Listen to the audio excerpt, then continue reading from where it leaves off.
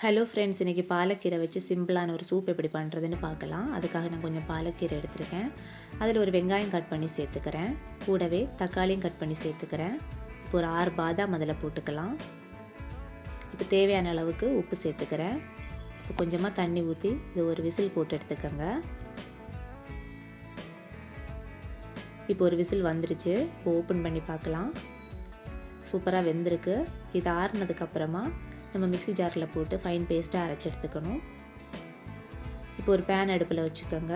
அதில் கொஞ்சமாக பட்டர் போட்டிருக்கேன். பட்டர் மெல்ட் ஆனதுக்கப்புறமா நம்ம அரைச்சி வச்சுருக்கிற அந்த மிக்ஸை இதில் சேர்த்துக்கலாம். இப்போது தேவைக்கு கொஞ்சம் தண்ணி சேர்த்துக்கோங்க. இப்போ இதில் வேக வச்ச கார்ன் சேர்த்துக்கிறேன். இப்போ இதை நல்லா மிக்ஸ் பண்ணிக்கோங்க. இப்போ இதில் கொஞ்சமாக பெப்பர் பவுடர் சேர்த்துருக்கேன். அவ்வளோதாங்க, நம்மளோட சூப் சூப்பராக ரெடி ஆயிடுச்சு. வெயிட் லாஸ் டயட் அந்த மாதிரி இருக்கிறவங்க இந்த சூப்பு சூப்பராக வீட்டில் ட்ரை பண்ணி சாப்பிட்டுக்கலாம்.